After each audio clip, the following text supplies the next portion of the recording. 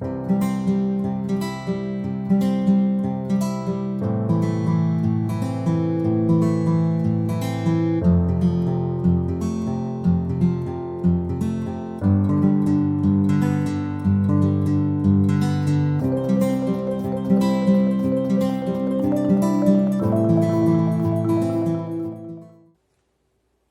light, the love, the power, and the presence. The words of the prayer for protection that we speak every Sunday at the end of our service, that we speak at the end of most things we do in unity. And yet I've never even considered until now talking more in depth about that prayer. And many people know that prayer. People who are not even part of unity have heard it, use it, recite it. There's a Muslim organization in Dallas that has it hanging on their wall, and they believe it's an Islamic prayer. It transcends all of the things that we would use to divide and separate us. And we might use that many times. Many people use it when they hear the sirens of emergency vehicles alerting them to an emergency of some kind. They quietly speak those words. And a lot of people know that this prayer, written by Unity minister and director of Silent Unity for many years, James Dillet Freeman, was carried to the moon, Apollo 11. So it rests in a capsule on the moon. It's a lovely thought. So the light of God surrounds us. We hear, "Let there be light. Let there be light. I am the light. I am the light upon your path. Let your light shine." And the light shines in the darkness, and the darkness does not overcome it. And the list goes on of all the ways light is spoken of. And when we awake in the middle of the night, we count on a light. Perhaps it's the glow of a little night light to help us see in our space, to safely navigate where we want to be. And when we are in this time of turmoil and deepness, and whatever is laying deep in our subconsciousness rises, we say that we're shining light on whatever comes, so that it can be healed, so that it can be transformed, so that it can be released.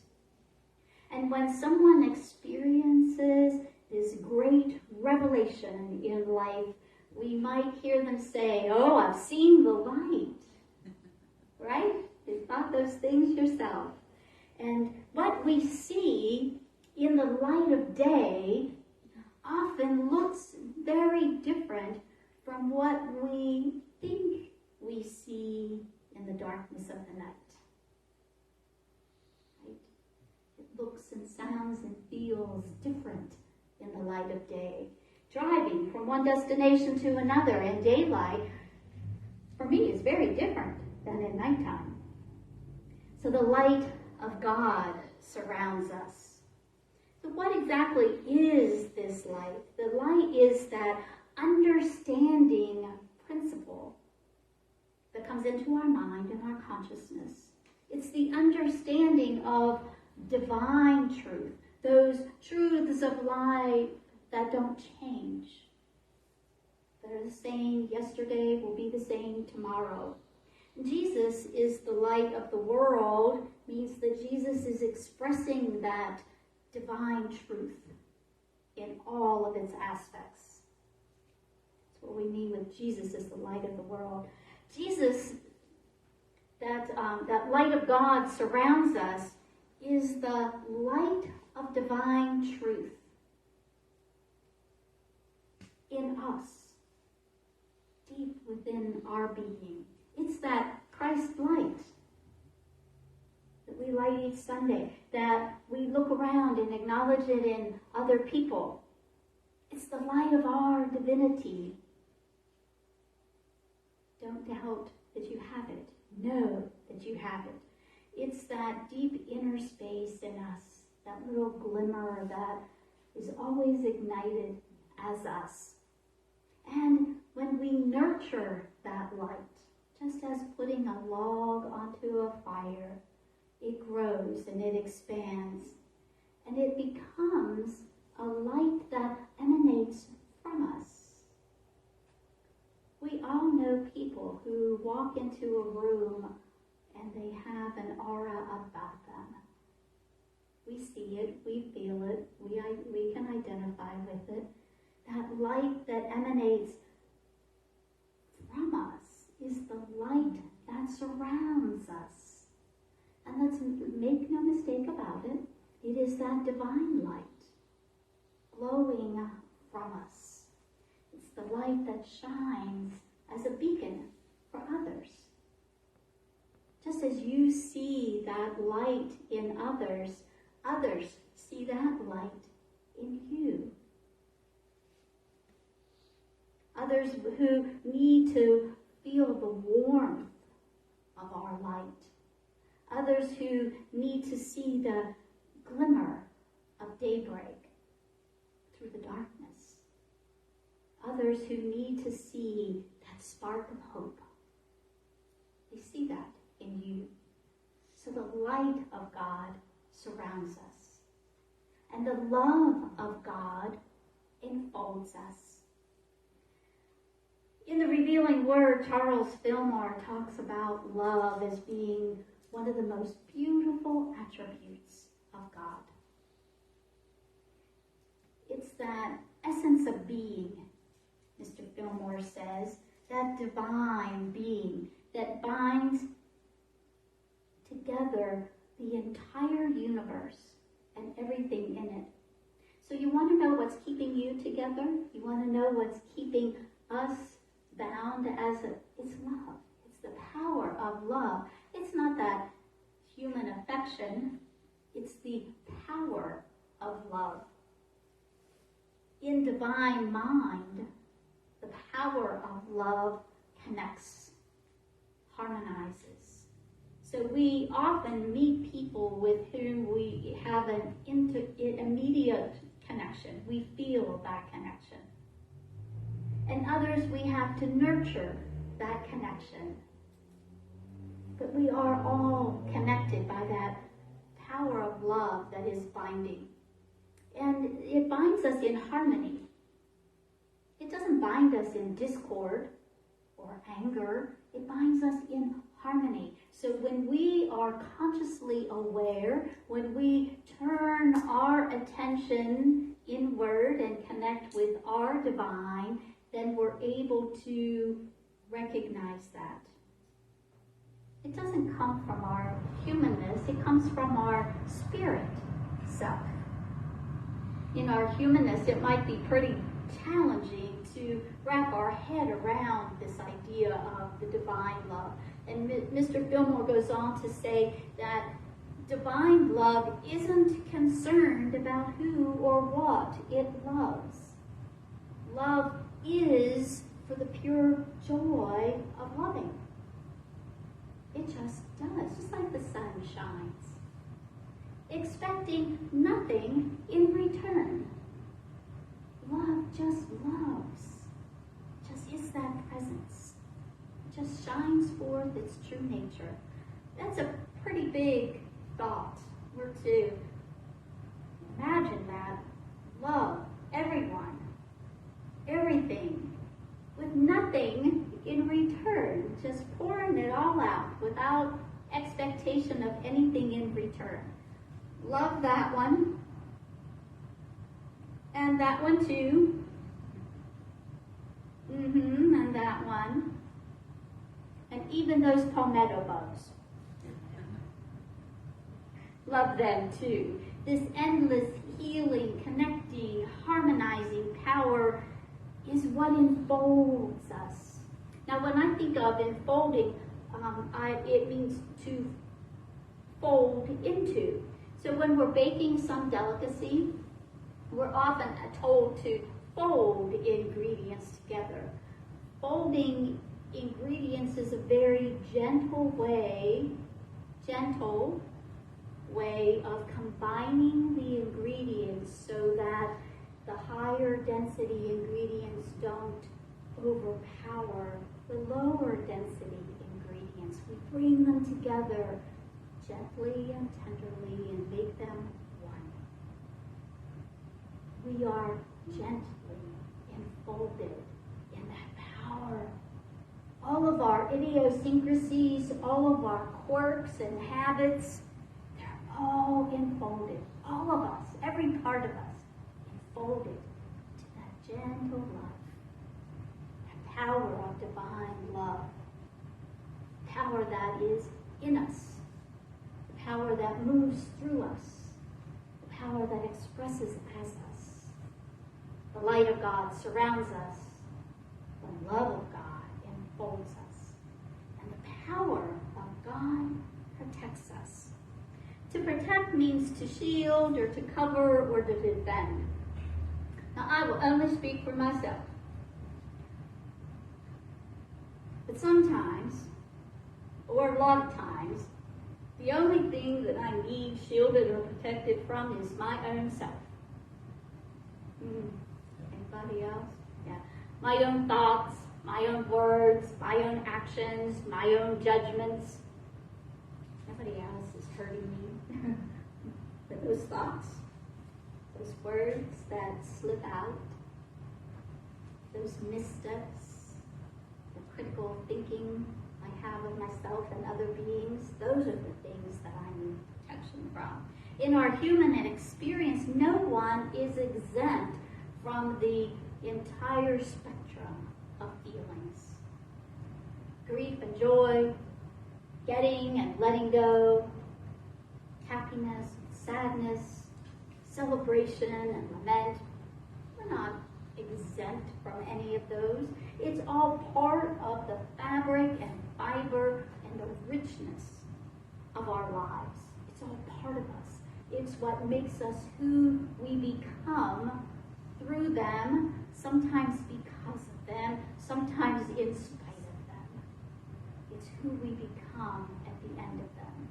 And once again, it's the power of God within me and within all of you that's protecting. So I want to be really clear today that this light, the love, this power, and this presence, it's not a God out here dropping it on you, putting it in your way. It's not a being or an entity or anything out here. It's all in here. All of this God stuff is an inside job. We have to claim that. No, we don't have to. We get to claim that as our own. It is God, the divine, that's deeply embedded, born into each and every one of us. There is no one born ever that is without that divinity. We get to choose how we use it, how we express it, how we show up as it. So that's what this prayer is about. And I don't want to minimize the awesomeness of the words of this prayer, nor do I want to diminish the power of each person by claiming this prayer from within, without. It's all contained within us as the core of our identity, the foundation, the beginning and the end of who we are, always. So in the years that I lived in Florida, storms would come and storms would go, and frequently without power, without electricity. But we always have our power. And in unity, we have those 12 powers that we have command of. We can call on at any moment. They're always there, ready to be used. We're calling on them right now. Every moment we call them up in various degrees of enthusiasm or not. And when we engage them, we call up that power of faith to carry us through, our power of strength to sustain the experiences of life, the power of love when we need to feel and want to feel connected. It's the attracting to us what we use to make manifest. The power of discernment to know to turn right or left in life, what course to take, what activities to participate in, the power of order in how we do things. There is an order and a flow to all of life. The power of life that ignites us and charges us and carries us forward. The power of will and understanding. First, to understand how that divinely inspired idea impacts our life. To understand how moving across country impacts our life. How to understand the relationships that we engage in, the jobs that we take, how they impact our lives and the lives of others. And then the will to step forward into action. We can understand forever, but unless we engage our will to take those steps forward, it just remains a wonderful idea. The power of zeal to ignite our enthusiasm in everything we do. Everything. And to release. We all have things to let go of. If it's cleaning our closet in the spring, or the beliefs that are not true about us today, if they ever were. The attitudes that people have taught us about ourselves, let them go. And the power of power. And finally, a power of imagination to envision the life that we would want to live. To hold the vision of what we want rather than the vision of what we don't want. How many times do we start a sentence, well, I don't want. Well, what are you affirming? We're affirming what we don't want. I want is what we say, and it's the imagination that allows us to hang on to that. That's the power of God, wrapped in those 12 powers. So the light of God, the love of God, the power of God, and the presence of God. Well, that's a tough one. Presence of God, huh? And we're asked to believe in something that we can't see, but we can feel it. So I'm going to ask you to close your eyes for just a moment. Close them gently. Settle yourself. Let your thoughts just run away.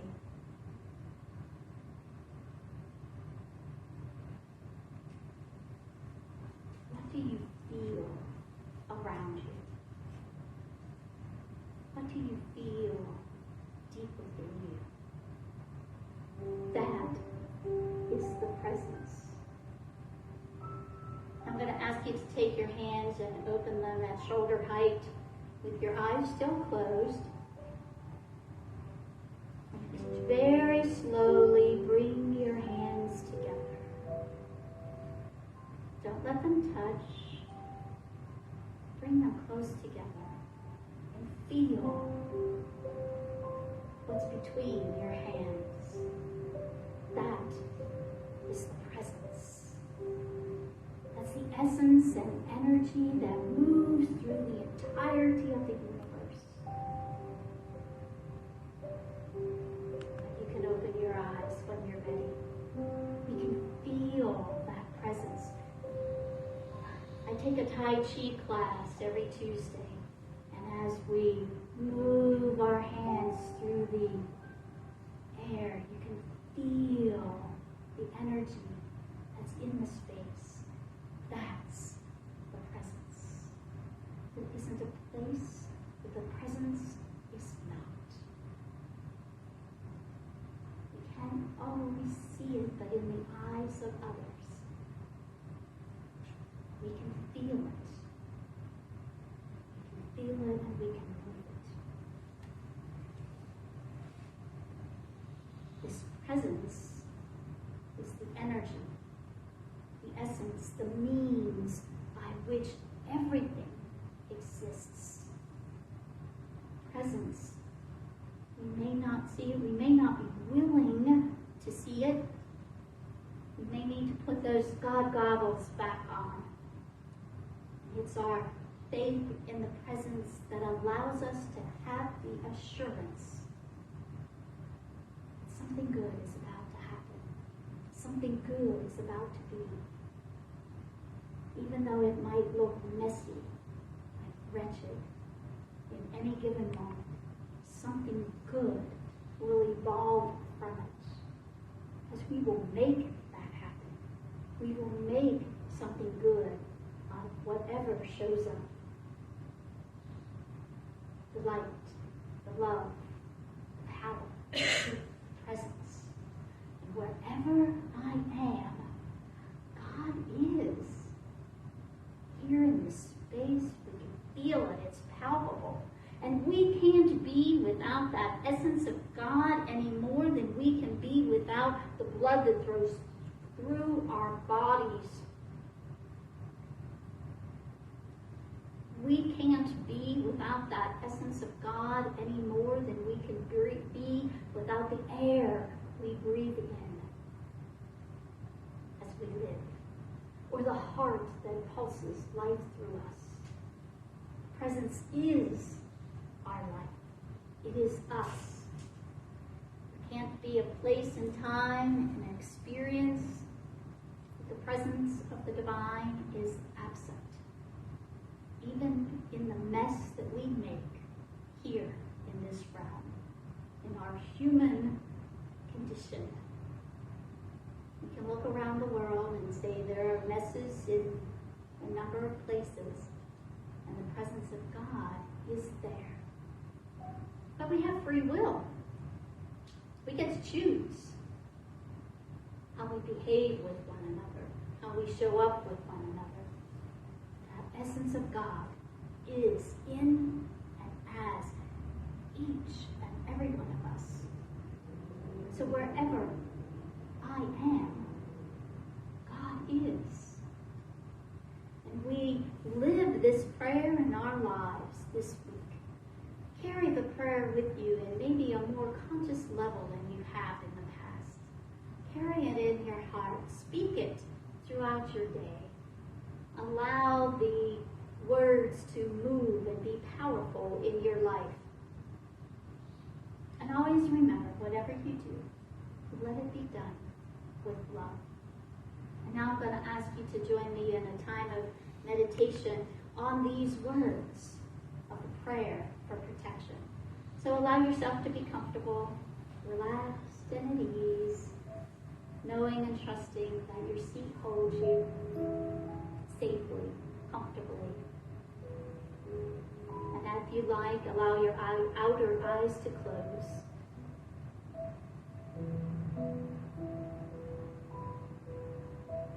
And with the next breath, hold the light.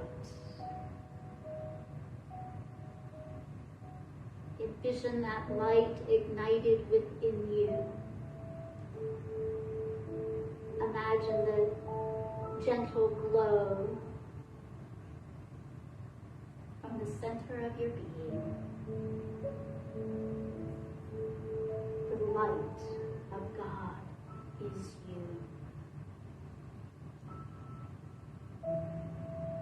Allow that light to grow and expand and to become brighter. Until that golden light surrounds you, beginning within you, extending out of you.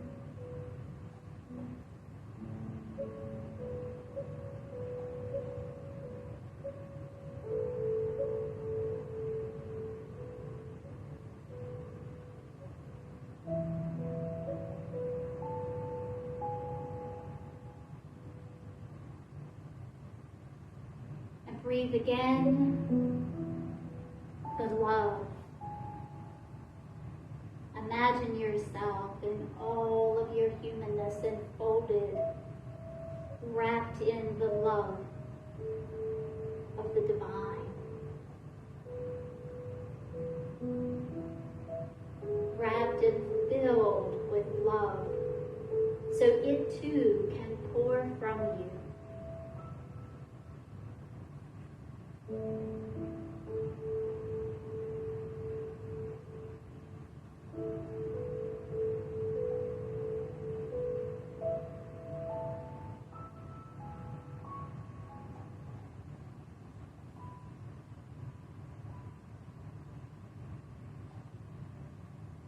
And breathe again the power.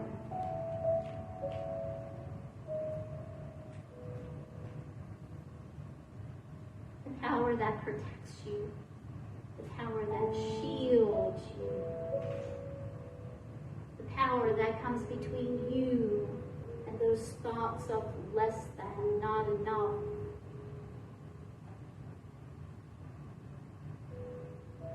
The thoughts that would diminish you.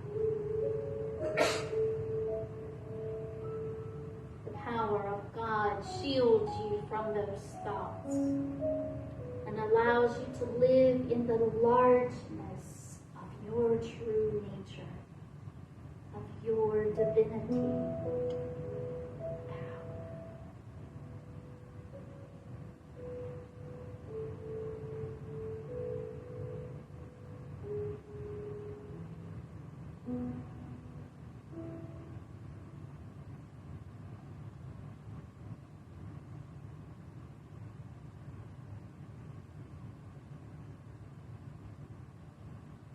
With this next breath, I ask you to breathe with an open mouth and allow the cool air to slip across your lips, your teeth, and your tongue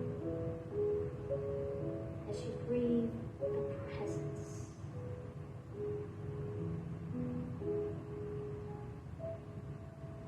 Take that presence in.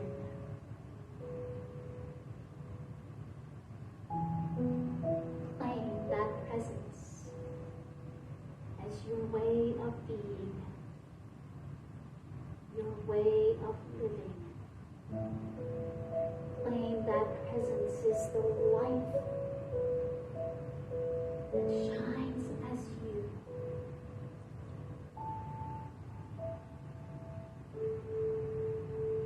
Be willing to receive all that the presence is.